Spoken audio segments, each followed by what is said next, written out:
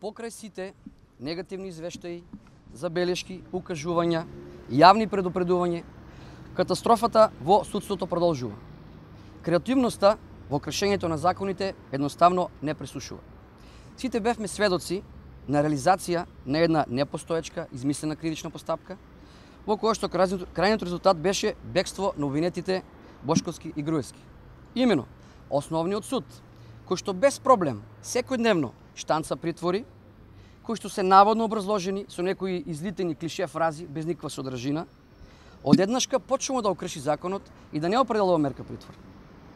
За неправилноста на одлуката на основниот суд говори и одлуката на апелациониот суд, кој што ја преиначува правостепената одлука, определува мерка притвор, меѓутоа, за да биде апсурдот уште поголем, противзаконски дозволува право на жалба до Врховен суд и тоа, замислете, жалба со одложено дејство.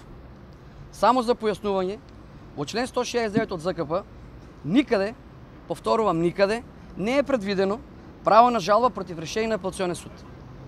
Уште помалку жалба која што го одлага извршувањето. За среќа, член 439 во овој случај е неприменлив, бидејќи станува збор за решение. Меѓутоа, иронијата не застанува тука. Врховниот суд, наместо да ги отфрли жалбите, истиот по нив постапува, а во целиот тој период обвинетите нормално се на слобода. Со други зборови, додека судот си креира негови измислени кривични постапки, обвинетите едноставно имаа право да избегаат, што и се случи. Тој што има способноста, ја има и одговорноста. Пред се одговорноста за граѓаните и за жртвите. Не може да се штанцаат мерки притвор за обичи смртници, не може гаранцијата да биде непозната категорија, не може да се произведуваат духовно сакатени луѓе, а за определено привилегирано малцинство да се спроведуваат непостоечки судски постапки. Ова мора да запре.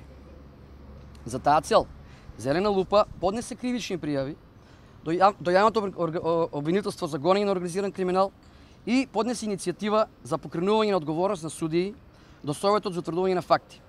И примерот од истите ќе биде доставен денес. Затоа денес го информирам секој граѓанин на Република Македонија дека Зелена лупа, како невладена организација, согласно нејзината програма, која се темели на 3 столба, а тоа се мониторинг, истражување и анализа, заедно со нејзините стручни тимови, ќе работи за декалцификација, детоксикација на судскиот систем, меѓутоа не заради судиите, не заради судот, него заради граѓаните. Почитувани колеги, ова е прв пример во кој што обвинети лица во постапка за утврдување на мерка притвор се надвор од слобода. Така да, не ли ви тоа малку чудно? Благодарам. За кои судии ќе? Значи, станува збор за 10 судии кои што постапувале во постапката, судиите во основен, во апелационен и во Врховен суд. Нема да ги именувате? Па запишени се во кривичната пријава, може да го проверите тоа, пошто ги има. Ќе ви бидат доставени на увид. Друго нешто?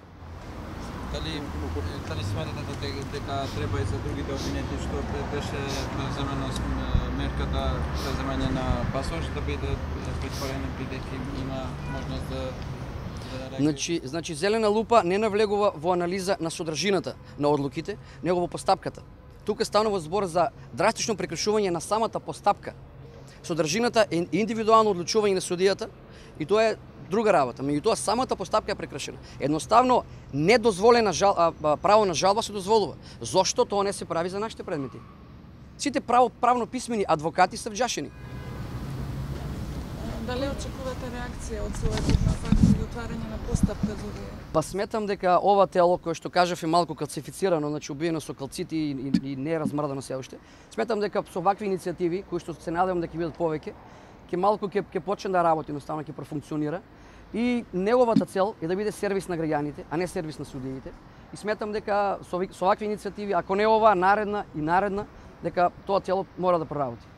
И очекувам резултати. Дали сметате дека се потребни известни допрецизирања во законот во овој дел на жалбената постапка, на некој начин да се отстрани можноста за различно толкување на истото? Да.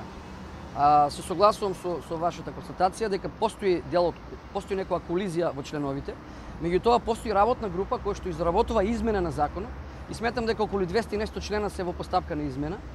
Јас се надевам дека таа измена крајните бенефитори ќе бидат пак граѓаните. И сметам дека такво нешто е потребно и мислам дека ќе една ваква иницијатива и една ваква одговорност ќе резултира со позитивни резултати. Кажете некои примери, споменавте вашите предмети дека се поразлични, еве некои примери што веќе се познати на јавноста, каде што сте барале жалба во Врховен не била дозволена или каде што притворот веднаш стапува. Едноставно е, кога ќе се жалите на апелација, во апелација на крајот, значи на одлуката, не пишува право на жалба. Тоа се случува кај сите мои колеги. Правото на жалба како тростепен орган е предвидено во член 469, ако не се лажам. Меѓутоа, тоа станува збор за пресуда. Тоа е мериторна одлука која што дополнително доколку станува збор, значи за измена на претходна одлука од апелација е дозволено право на жалба. Меѓутоа, овде во овој случај никако не е применливо. И што е најголемиот абсурд, што нешто го спомнав, е тоа дека за целата постапка за утврдување на мерка притвор, значи обвинетите се на слобода, што е абсурд.